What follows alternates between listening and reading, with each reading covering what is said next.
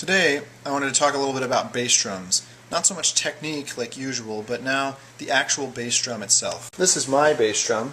It's a Mapex 20-inch. I've got a black Aquarian head on the resonant side with a hole. The hole being very important for air movement inside the drum and for the ability to mic the drum in both live and recording applications. We're now inside the bass drum. You can see I've chosen this head specifically because not only did it have a factory hole in it, it has an internal dampening system allowing for me to have a nice tone without that paper bag sound you get from some other heads. I do have a wadded up terry cloth bathrobe in there. A pillow would have worked, or a blanket, or a towel. I want custom muffling depending on the situation. Not sure if you'll be able to hear this, but this bass drum head, very dark, has a nice thumping tone to it.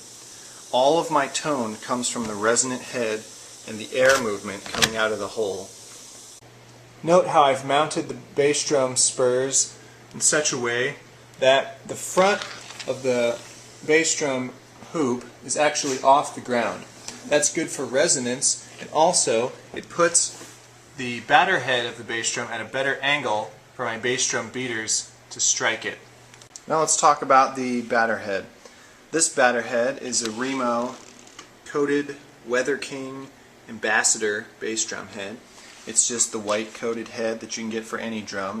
I've also got the Falam Slam Remo Kevlar patch on there. This head is single ply, and so that gives a nice crisp attack. And a lot of people are worried about the durability of their bass drum heads. Well, this patch, there's nothing I can do to it. I could probably shoot it with a gun and be okay. It's going to give me the durability that I need. The single ply is going to give me some attack and the tone that I want. Pedal I've got on here, Tama Iron Cobra. I've got the black rubber beaters on there. I can't stand felt. Of course, I play heavier rock and metal most of the time. That's what this particular drum setup is for. I can't use the felt, it just doesn't work for me. It doesn't give me the sound or the feel that I want. So I'm not sure if you're able to hear this, but when I tap this head, you'll notice it's not tuned super deep. It has a nice clicky attack sound, but it's not really that thumpy.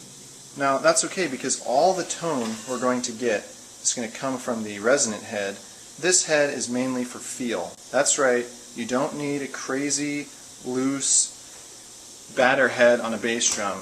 It's just there for feel. Tune it to where you want to play it, not how you want it to sound. You're probably wondering why I only have a 20-inch bass drum.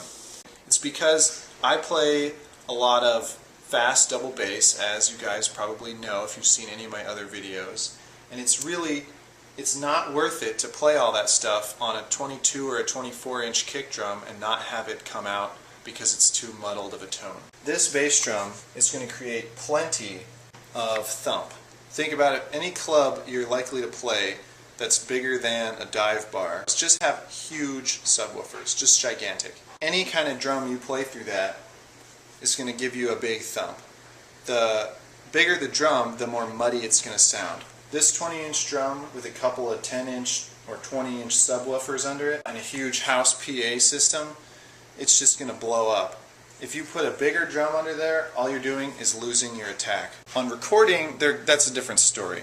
If we're recording in the optimum studio circumstances, sure, you can do a 22, 24-inch kick because especially if you're not playing double bass, you're going to want a huge thump. You're going to have the optimum miking setup, and you're not going to be influenced by the speaker sound.